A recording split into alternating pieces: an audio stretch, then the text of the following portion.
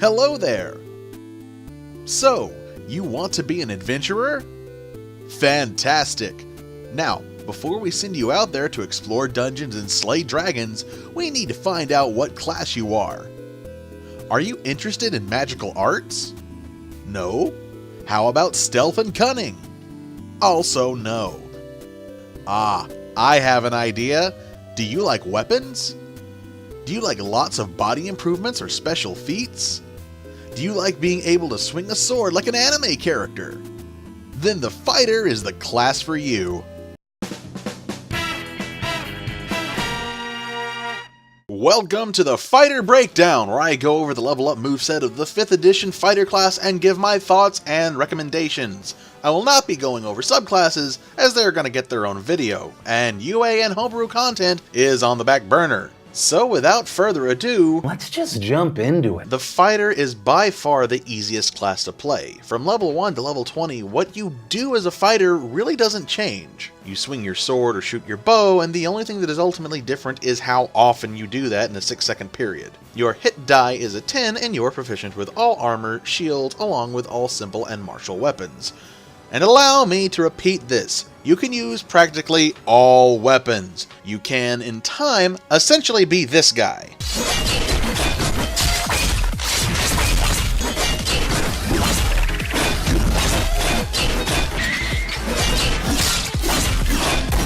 Melee, ranged, whatever, you could pick up any kind of weapon and pretty much know how to use it. So don't feel like you're stuck with Sword and Board or the My Giant Sword moveset. Sometimes the situation calls for more of a pokey than a stabby. Just something to keep in mind. Your saving throws are in Strength and Constitution, and here are some skills you can start with. After picking 2, you get your starting gear, and we can move on to class features. At level 1, you get a fighting style, so depending on what kind of stabby boy you want to be, you can pick up the appropriate style. And here is a quick montage of what the styles can do.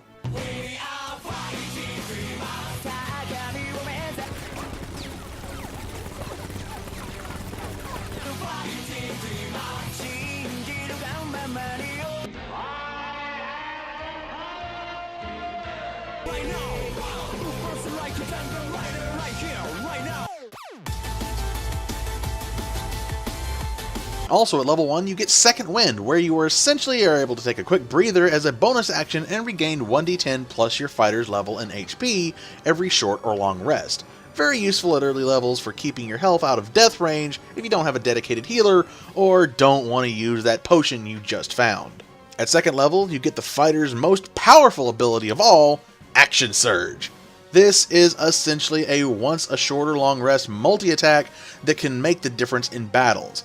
Couple this with a dual wielding and you're dishing out at least 3 attacks at level 2, not to mention anything you get from extra attack later on. You gain a second use of this ability at 17th level, but you can't use both during the same turn. Third level gets you your martial art type, which has a wide variety of styles for you to choose from. You get improvements to these subclasses at 7th, 10th, 15th, and 18th level.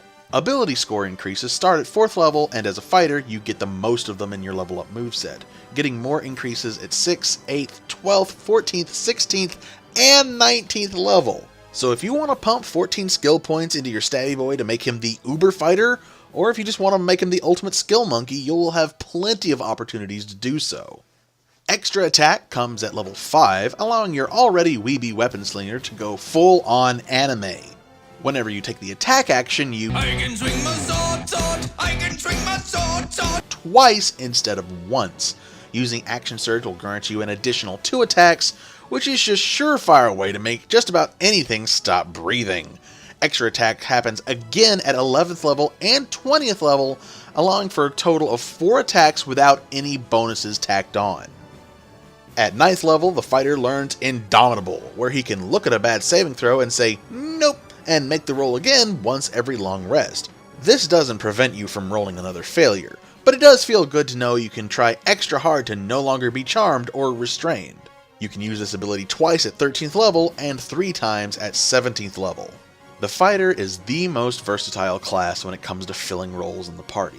Tank, DPS, ranged, melee, whatever you want to be, you can be when it comes to a fighter. And with your subclasses, you get even more options in terms of how much of a jack of all blades you want to be. When it comes to recommendations, I tend to go for more of a dex build when I build my fighters, mostly because of Defensive Duelist, which is a feat that you can pick up, which allows you to add your proficiency bonus to your AC as a reaction if you're wielding a finesse weapon. If I'm not going for a melee build, I usually go for ranged, because being able to kill everything before it can get to you is far less stressful, to put it lightly.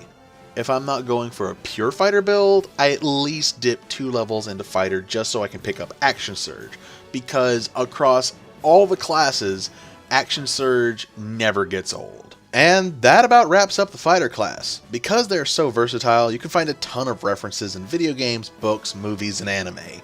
Just about anyone who picks up a weapon could be statted as a fighter. So next time you're wanting to explore a character concept but aren't really sure where to begin, try the fighter. It's hard to go wrong with such a classic.